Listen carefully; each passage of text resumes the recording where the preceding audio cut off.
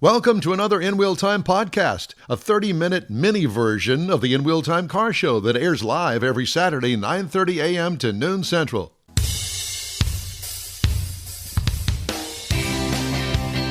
And welcome to the In Wheel Time Car Show, your go-to everything, all things automotive car talk show. Glad that you could join us on this Saturday. Coming up this hour, if I can get all these pages out of the way, we're going to have the 2021 review of the Dodge Durango Hellcat. A look at our weekly events calendar, and we'll have the stories making automotive news headlines this week. That and more just ahead on today's In Wheel Time Car Show for Saturday, January 30th, 2021. Howdy, along with Mike out of this world, Mars, King Conrad DeLong, Jeff Zekin right off camera over there, Don Armstrong. The only reason Jeff's off camera, because we don't have enough room in the studio here to seat Jeff. There's Jeff. And you know what? Everybody wants more Jeff. They do. There he is. And here I am. I know. For the rest of the show, just like this. Just like that. That's perfect. There you go. Okay. Looking up your nose. Well, there is that. So he did that. I had nothing to do with that. At any rate, we're glad that you could join us on this Saturday on the In Wheel Time Car Show. We're going to talk about books. Now, I know this isn't racing. And not all of us can read. Yeah, especially at my age. Look at the glasses that I got now. They're Coke bottle bottoms, but whatever. It works for me. Are those me. Trifocals? They're not. Bifocals? No. Those are readers from readers.com. Okay. That's all they are. These are readers from the dollar store. Yeah.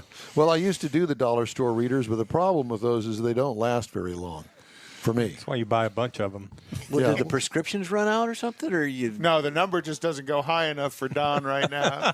It never has. That's when you wear two pair. It melt away. On the line with us is Mr. Ken McGee, and he is here to talk to us today about automotive books. And we'll get to that in just a moment. Ken, how are you? It's good to talk to you. How are you? Ken? Hello, Ken. Hello. Okay. Ken. Well, there goes that interview. But thank you, Ken, for participating. We'll figure it out and maybe be able to get back to you here in a little while.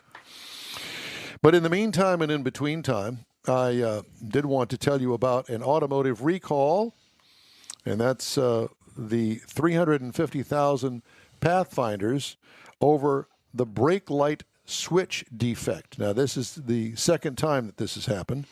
They're recalling more than 350 Pathfinder midsize crossovers globally over a defect with the brake light switch that could cause brake lights to remain illuminated even when the brakes are not applied.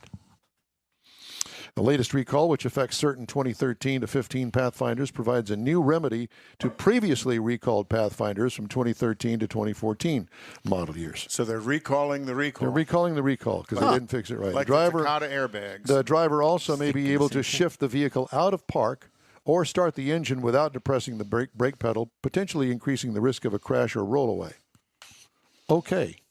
Interesting. So, you remember General Motors a few years ago had the power steering and ignition switch recall? Yes. On all of it. I mean, hundreds of... Is it a Cobalt? About 800. Cobalt? Yeah, Cobalt. There was a bunch of Pontiac and Oldsmobile and Saturn products. 800,000 vehicles. So General Motors has agreed to pay out on that in a class action settlement, and they're going to pay out $121 million. Which is nothing. Well, it's $35 million to the attorneys, and each consumer will get about $110. Thank you very much. Class action lawsuits do nothing but make attorneys rich. I mean, my personal opinion. I agree. I've seen class action lawsuits through the years, and any of those people who had one of those vehicles and that system failed easily spent $1,000 to fix it. We're going to take a bar exam tonight, as a matter of fact. So we can get in on some of that money. Not that kind of bar, though. Not that kind of bar. Oh, okay. A different kind of bar. Oh, went right past me. I know I'm sorry, went right past me. Very unusual. Boy, I had a dull moment there. Squirrel. It's okay. You have family in California. You know people in Colorado, and that went over your head. Yes. But, when you do the math on some of these big lawsuits that happen, do the math all the way and figure out, they're getting $121 million, but virtually the customers are getting nothing. Right. And then that Plus, you don't rule out the fact of the pain in the butt factor for the people that own the car, because now you got to take the car in again and get it fixed, which will keep you out of the car for 2-3 days. Oh, easily. And then get it fixed. And boy, for all that time and trouble, you're going to pay me $110, $110, right.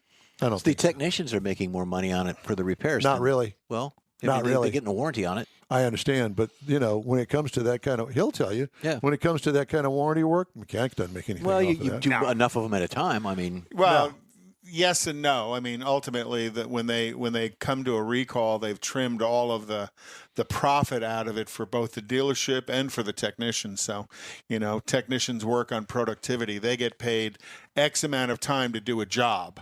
Whether it if they get paid an hour to do a job and they can do it in a half hour, they're being productive. If they get paid an hour to do a job and it takes them 3 hours, then they're losing money. Right. So usually in the recall world, GM has kind of trimmed it down as tight as they can. So if they pay a half hour, it takes a half hour to do, or might take a little bit more than 30 minutes to do, and that's kind of natural in the world of things. I have to ask. And you would probably know. I don't know the answer to this. But I guess what it is curious to me, when they supply the suppliers with the actual facts of what it is that they want, with the drawings, and this is all the stuff that we want you to make a brake pedal. We want this design. Yeah, the vendors, right. Do they, once they make the part for them, do they go through a process that says, okay, this will work now, that won't work? Oh, they go through pretty heavy It's R&D. validation. Yeah, R&D. Yeah, the R&D is the stuff as they give the vendor the specs that they want the vendor to meet. And then the vendor produces X number of parts. And now this is years before the vehicle goes out into production. Then the vendor gives the parts to whoever the manufacturer is, and it goes through a validation process, which is basically, to a large degree, a bench test. Because they might not have the total vehicle finished to put it in a vehicle. Right. So it goes through a bench test, and if it passes the bench test, whoever the manufacturer is says, well, I need 600,000 of these. The vendor gears up and builds all their tooling to produce it. And that's why the same thing with tire manufacturers, when they have multiple manufacturers on one vehicle, like a Mustang or a pickup SUV, truck, right? Which is very common. You have different manufacturers because of the recall aspect of that, the DOT requirements. Yeah. And when I was with Pirelli for many years, they actually had a tire dyno. Oh, yeah. They would put a tire on there and actually intently destroy it.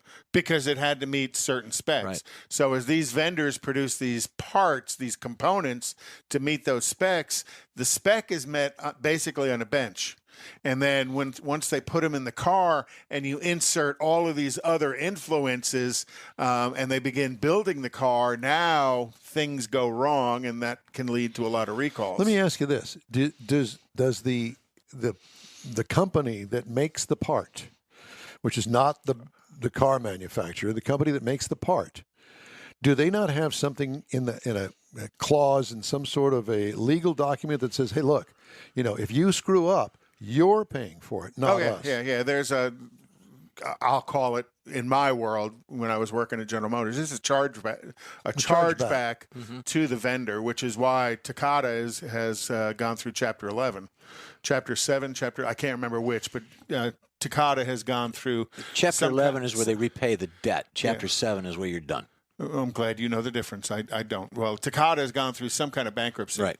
But they're Probably still 11. in business, and there is a chargeback to those vendors on the recalls as well, which is why a lot of times the vendors are pretty heavily involved in the resolution to the recall. To Don's point with the vendor or the manufacturer of the part, where you see a lot of that is in racing, where they'll have a drivetrain that goes bad, or of lifters or valves or springs that continually go bad, and the answer is, well, our supplier is the bad guy in this. But you see a lot of that in racing. And, well, it is in manufacturing as well, because they don't manufacture, I'll say, a valve spring. That's bought from Another Isky or whoever else makes them. Yeah. And the spec is given to that manufacturer that says, look, I need this spring to sit this tall, need to have this much tension when it's compressed.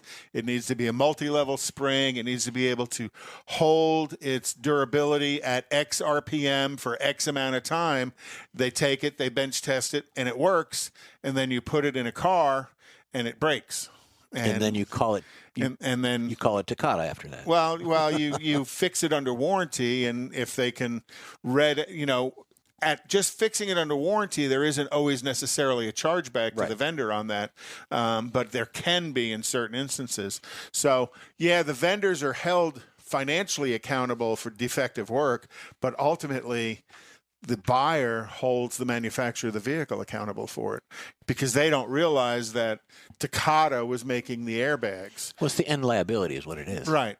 So they just see, I bought this vehicle and I've had the airbag recalled now 3 times. The same airbag's been recalled 3 times. Well, there must be something wrong with that manufacturer's vehicle when the problem is coming from the vendor that's giving that manufacturer a pretty bad name in the marketplace, and the vendor charges the manufacturer charges the vendor back for that. But the problem, the damage done to the brand is pretty monumental in some instances. Well, let's see. I'm the manufacturer. I'm Chevrolet. I bought all these Takata airbags. Now I got to have them recalled. Mm-hmm. How many customers have I lost as a Chevrolet dealer? Mm-hmm. Because they're never going to buy this because we've recalled it 3 times, and it's all on you. So everybody's a loser in this. But there's a bigger picture with all the manufacturers, not just General Motors. Well, but in Takata there is, because Takata was such a wide vendor. Takata provided airbags to probably 80-85% of the industry. That's what I'm saying, yeah. So you can't really fault one car manufacturer. No, you can't. You can't, because you understand the Takata vendor piece, right. But some people don't. I don't understand why then all of these manufacturers put all of this money into one supplier. One vendor, right. Because that way you've got all Takata airbags through pretty much all of your vehicles that you manufacture. How many customers did it cost let's say Chevrolet to go through this BS with Takata? Not only that, but the injuries and the deaths too. All of it. Yeah, and it also had the same impact on the Hondas, on the Toyotas, and on the Nissans. And, everybody's been impacted from it. And with the Takata thing, maybe it's so broad that, they're moving around, but everybody's on the move because their opinion is, I'm recalled 3 times for the same thing. And I say that because the recall you just talked about was a recall of a recall, which generally meant that the vendor was involved in resolving the recall. And that's why sometimes when a recall is announced, it's announced before the parts are available. So, you get the recall notice at home and they say, we'll contact you when the parts are available. That's because they've identified the problem, but they haven't identified the permanent correction. Right. Or they don't have it manufactured. Or they don't have the part manufactured for the permanent correction, which is where Takata comes in. Because the Takata airbag, they knew the problem was corrosion in the airbag module itself, but they didn't have a resolution to it. So the first 2 recalls, you were just putting back in the same thing you were taking out, just the new one wasn't rusted, but it was going to rust over time. Right.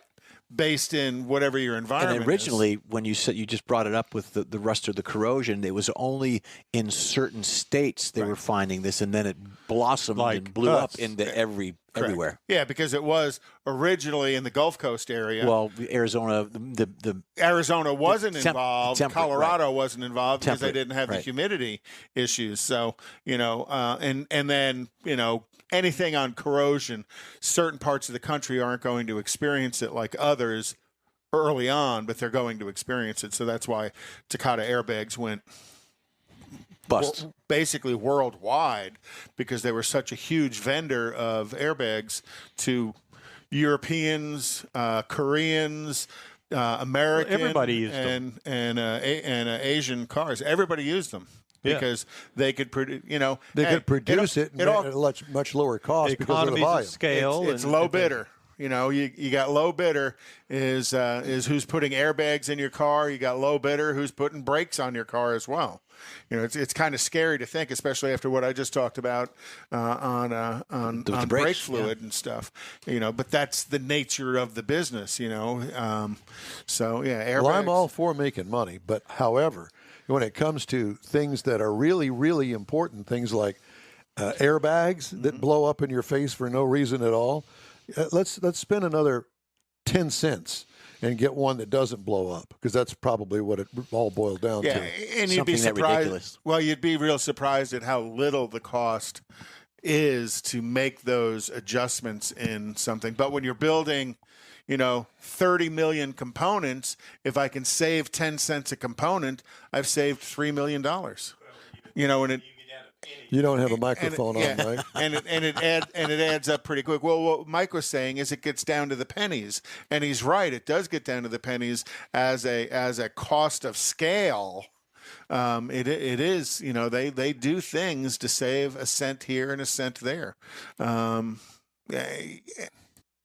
it costs a lot of money to fix when they don't do it right. It's the bottom line is you get what you pay for.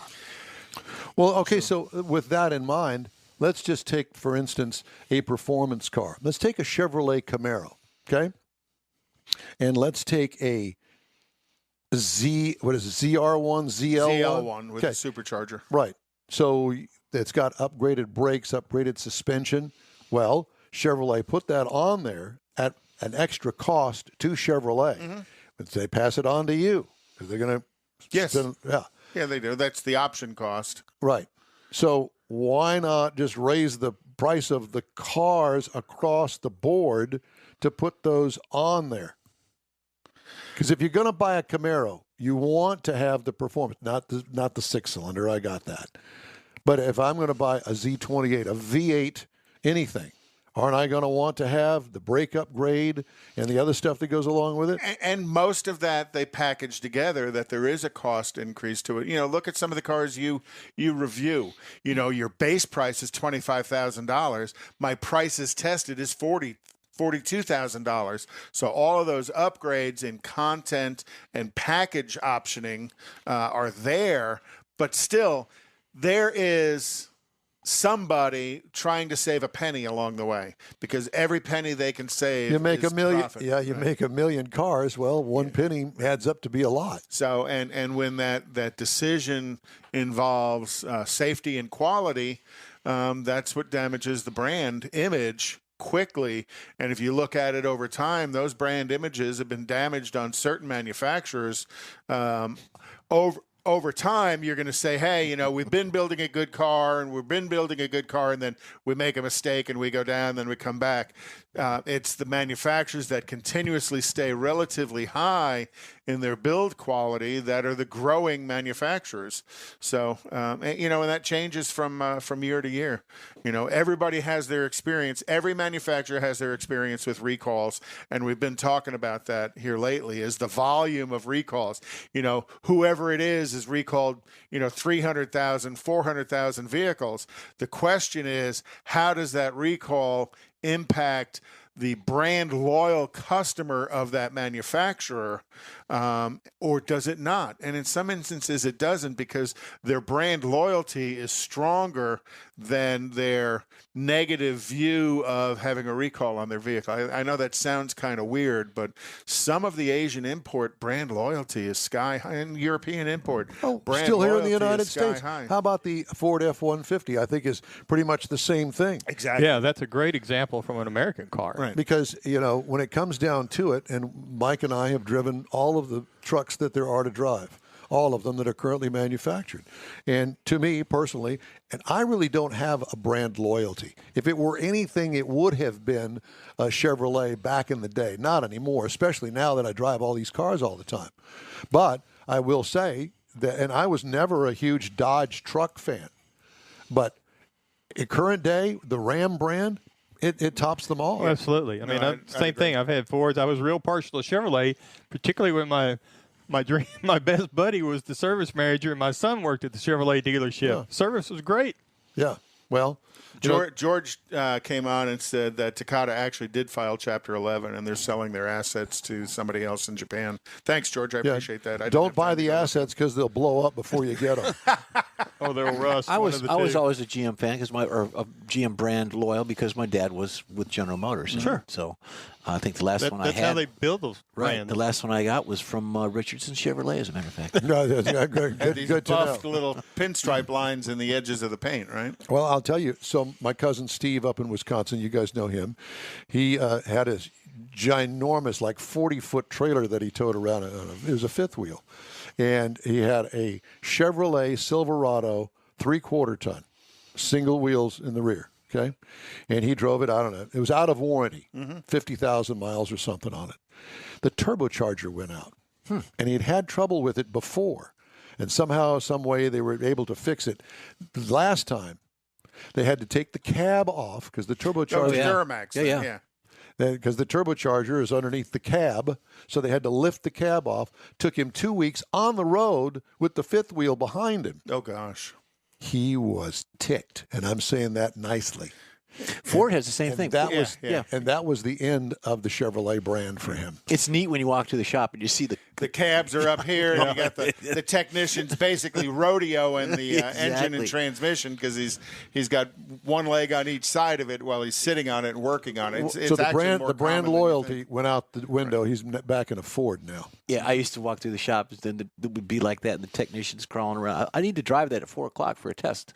Well, they actually have jumper harnesses that you can jump the cab down to the chassis, even though the cab's up in the air. So you can lower the cab enough to get in and start doing stuff to make sure that everything you're plugging in is working. All right. Well, that was a good discussion. 10:21. I shouldn't even say that. I don't know why. That's the old disc jockey thing coming out. But it's time now, which is what I'm kind of getting to. It's time for this hour's car review, which is a 2021 Dodge Durango. And Mr. Mars has that. Dodge Durango SRT Hellcat. Oh gosh, why do All-wheel drive. Why do they give you Hellcats? They should learn from that. I love it. He should say, "I'm sorry, I can't because I've got too many tickets and my driver's license has been suspended." No, he just sits there with a smile on his face. You're and right. Says, do you have the red key fob? And guess what's coming next week? And guess what's coming the week after that? Oh no. No. So we're talking about today. We're talking about the 2021 Dodge Durango SRT Hellcat. Now, so right now is the only year they're going to make it. This is a one-year deal that they're putting all this together. That's a shame. That's too That's bad. gorgeous. And if you look at it, it looks like a full-size SUV. Looks but like a Shelby. it's actually Yeah. smaller. No. It's in fact, FCA prefers to call it a mid-size, which if you look at their lineup, it should be full-size. But either way, so you're talking about a mid-size SUV that has the Hellcat engine in it.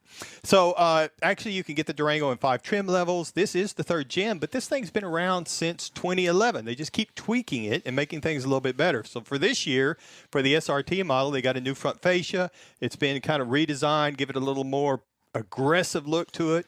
It's got the long body lines that come and raise up into the rear fender lines. The Hellcat hood. And the Hellcat hood, and it's all done. But if you look at it, if there's a red one out there, I don't know why I didn't grab that picture instead of this one. But if you look at it, to me, that profile, the lines on it remind me of the Dodge Magnum RT from the profile look at it from the back. Cool car. And I just really like the way that it looks. So it does have the sculpted hood, the Hellcat hood. It's got the functional hood scoops with the heat extractors, the air intake. I think it's like 60% of the air for the supercharger comes in through that air intake. So it's all very functional. It's got full LED lighting system, including the racetrack outline on the rear of it that some of the Dodge products have become known for. That's a good-looking truck. Got a full power lift gate on it. It's got the big red Brembo brakes so that it can stop this thing because it's rolling on some 20 by 10 wheels that are wrapped with some Pirelli rubber 20 on by it. 10? 20 by 10. Now, well, in the rear, are they staggered fit, or is that all the way around? 2010's all the way All the way around. around. Wow. Pirelli rubber. That's a road course truck there. Yes, sir, and it'll hook them up. And if you get to the inside of it, again, this is the 3rd gen, and it's been around now, I guess, typically for 10 years, which is kind of long for a model, but it's serving its purpose quite well. So for the SRT, it's got 2x2x2 seating. It's a 6-passenger, but it's 2, and then the 2 in the middle, and then the third row. So it's got performance leather, and it's got suede inserts, and we had the optional suede headliner on the vehicle that we were driving. And it comes with a big 10.5-inch screen there in the center stack, and that's where you're going to find the new Uconnect 5. That's going to give you screen access to everything, all the convenient controls. And for this year, they've kind of cocked it a little bit more towards the driver. It kind of cuts down on some of the glare, makes it a little bit easier to see whenever you're over there looking for your Apple CarPlay or the Android. Or you can go in and go to the SRT performance pages just like you can on any of the Hellcat vehicles. And that's where you get in and do all your settings for the steering and the suspension, the strip performance and all that stuff. And then the interior, we had the black with the big heavy stitching, but it's got a lot of carbon fiber accents that runs throughout it. Now, if you really want to know, behind the third row, you can put 17.2 cubic feet of cargo, fold it down, get to 43. Fold the second row down, you get 85. But the interesting thing is that the front passenger seat will fold down flat, so you've got a long straightaway there to put some stuff. Now, this is where the meat comes in. Under the hood, we're talking about the 6.2 Did liters. he say the meat He comes said the in? meat. Yeah, Yep. the meat of this 700 vehicle. horsepower. And it ain't no baloney. 710 horsepower. It ain't baloney. And it is the most powerful SUV currently on the market. 710 horsepower, 640 pound-feet is torque, and it's backed by an 8-speed automatic transmission. Now, the Durango itself, properly equipped, you can tow 8,700 pounds on it. This particular one, I think it's limited to 7,000. The EPA says you should be looking for around 12 miles per gallon. Highway 15 combined, you get 13. And what I really liked about driving this Are you vehicle, trying to sweep that under the rug? yeah, And what did you get? If you're worried about fuel economy, you don't be looking at this vehicle. Yeah, what did you get? get, Mars? Well, You're not going to tell us. I got 12. Okay, And 3 tickets. those don't count. So How many tickets have you gotten in the last 9 months? none. Now, Mars. I'm not lying. Let's Knock go on 10 wood. months. Where's the wood? But on this particular vehicle, what's really cool about it is, I mean, this is a muscle car, if you will. Oh, yeah. A muscle SUV, because 0 to 60, it says it'll do it in 3.5 seconds with a top speed of 180 miles per hour and an NHRA measured quarter mile of 11.5 seconds. And did you SUV. mess with the performance pages to find out if all of that Well, was I had to true? see if they were all there, if they were the same in all the vehicles, because now we've got this little run of Hellcats. No, I going, so don't we know gotta why. check it. Well, I don't even know why you're on this show. You're such a liar. So the other great thing about this is that it has the a mayor of dedicated Meaderville. sports tuned suspension that goes with this vehicle. So whenever you go through the pages, you can all set all that stuff up. But if you get out on the highway and you put it in what you would consider eco in most vehicles, it actually has a very compliant, very firm, but a compliant ride out on the highway, because you're talking about some 20 by 10 inch wheels to put lots of rubber Does down it there. have launch command? It has launch control. It has everything. Ain't nothing eco about launch control. And I will tell you that when you buy this vehicle, you do get a day of buyers receive a day tuition in performance driving school to help you drive this vehicle. Wow. Now, if you want to compare this to something, this got into be a little complicated, because you look at the midsize SUVs, you're talking Highlander, Honda Pilot, Mazda CX-9, there's no comparison with what you're talking about. So you have to step over, maybe look at the Jeep Trackhawk, which is going to start at about $86,000, or maybe a BMW X3M at about $70,000, or you can really step out there to the AMG GLC 63S that I think Don had once upon a time, that's up over 100. So if you really get into that, now Don't be making fun of my car now. no. I'm just using it to level set on where this is at. So if you're looking for a 2021 Dodge Durango XXT, the V6, bottom line, get into it. Nice family little vehicle, $31,765. But step up to the 2021 Durango SRT Hellcat all-wheel drive base price, $80,995. However, we had a couple of options. We need to go. MSRP $90,315 on the just road for hooking them for an SRT hot rod SUV. All right. Thank you, sir. Yes, it is. And that's today's car presentation by Mr. Mike Mars, who's a little wordy. our own Hellcat. And I just enjoy these things. I got 2 more coming. So The just In wait. Wheel Time Car Show streams on Facebook, YouTube, and InWheelTime.com. Podcasts available on Apple Podcasts, Spotify, Stitcher Radio, iHeart Podcast, TuneIn, Google Podcasts, Pandora, Amazon, and Podcast Addict. In Wheel Time Car Show continues right after this quick break. Tailpipes and Tacos is Houston's premier cruise-in, and you're invited to join in.